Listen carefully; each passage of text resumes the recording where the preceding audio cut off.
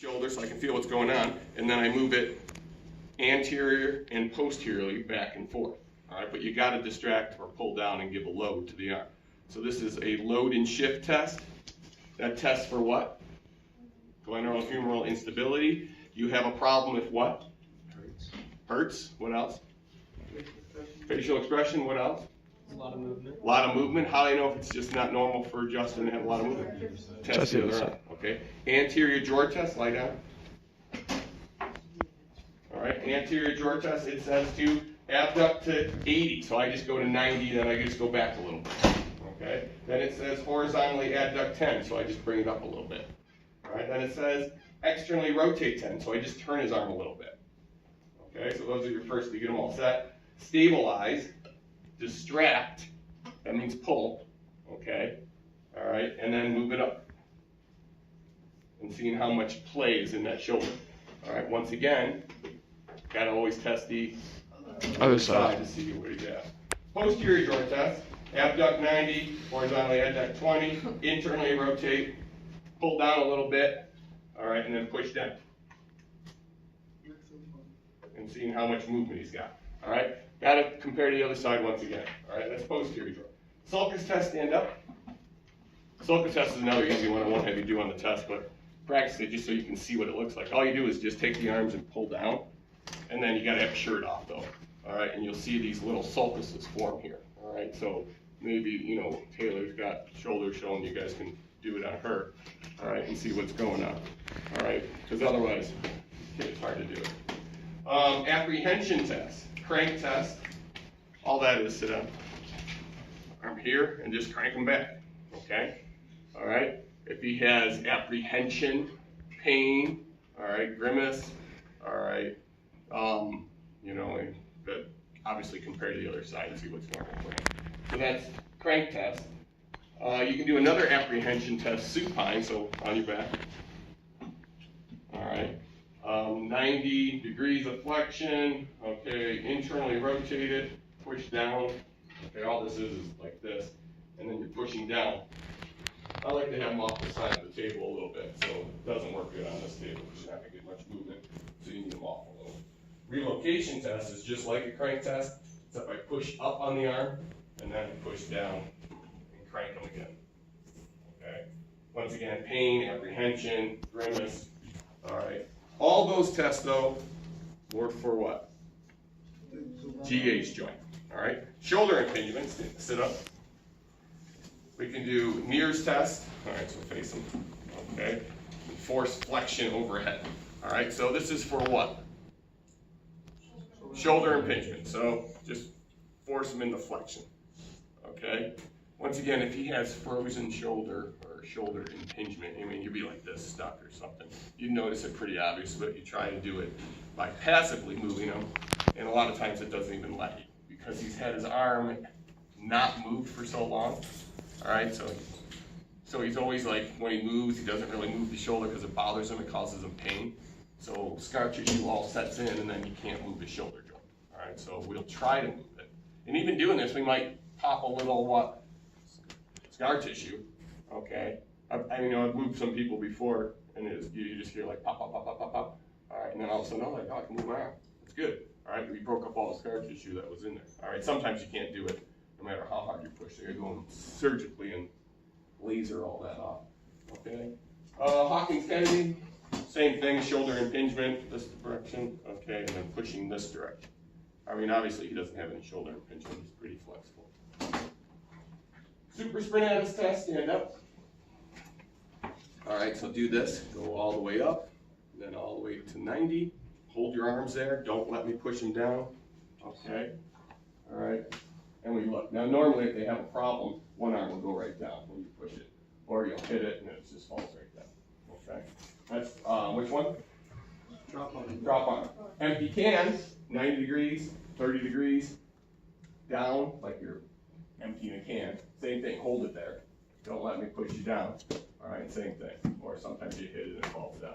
Okay. Or you'll see it. They're up there and the one arm's kind of shaking. Then you know something's going on. All right. Both of those are for what though? Supraspinatus. All right, so it's a very good test for supraspinatus. Is a type of what muscle? It does abduct, correct.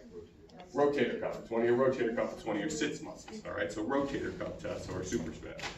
All right, serratus anterior, that's a push-up against the wall, okay? So you just go and have them do a push-up against the wall, and you look to see where the scapulas are. All right, once again, the only one that's got a shirt on, maybe see something, maybe have Taylor do it if you want to look at it and see, all right? And see if the scapula sticks out. If the scapula sticks out, that means they got a weak what?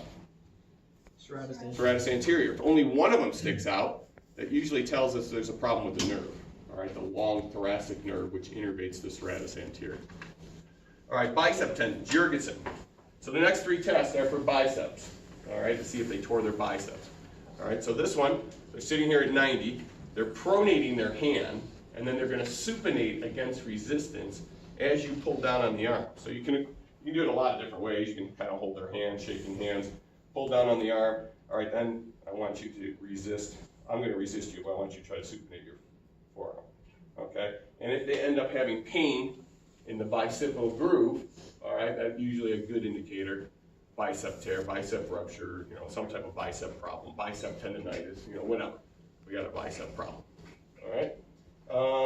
Speeds test, stand up. Hands supinated. And you're just going to push up against resistance to 60 degrees. Go. Keep your arm straight though. Okay. And once again, if he's getting pain, all right, in bicipital groove, then we got a problem. All right. What's next? Ludington's. So hands clasped behind your head. All right. Make a muscle. Make a muscle. Make a muscle. Keep alternating. Muscle. Muscle. Just go back and forth. Back and forth. Back and forth. All right. And you're looking to see if he can contract and make his bicep muscle. If he can't, he's got a ruptured bicep. All right? Thoracic outlet syndrome, TOS. What's that? Right, what is TOS?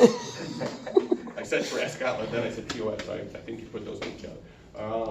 But that being said, what is it? Something with the spine? Can't move your hands. You're there. Isn't it like muscle, like your deltoid muscle, like blocks off? Could be the deltoid, right? Blocks off what? Blood. What else? Nerves? Or Presses nerves. What's his name has it? Yeah, who? Used to be on the Sixers, now he got traded to Orlando. Oh, number one draft pick. Okay. Anyways, that being said, some type of compression up here in the shoulder could be a clavicle. It could be really developed your arms really well too, and the shoulders and all that, and the muscle puts pressure on the nerve or the blood vessel, and then it cuts off circulation down to the arm, so they end up with what? What are some of the signs? arm gets tingling. What's that? I didn't hear. Paresthesia, numbness and tingling. Okay. What else? Can't move your hands very well. Poor circulation. All right, figure out what it is. Hold your breath. Take the pulse again. And if there's a significant decrease, all right, so if his pulse was 60 and went down to 50, that's not significant. If his pulse was 60 and it went down to 5, that's significant. All right, that would tell us that he's a good candidate for thoracic outlet syndrome. All right, that was one of them. Ruse test, arms up here, 90-90. All right, and just contract your hands for 3 minutes. Okay, and he just keeps going back, keep doing that. All right. If he loses strength and sensation in his hands while he's doing it, that's another good indicator of thoracic outlet syndrome. And then Allen test, same thing. It's like the Addison's test. Take the pulse, and then just force them into extension. You don't even have to turn your head on this one. And take the pulse again. Okay. I like the other one a little better than this one.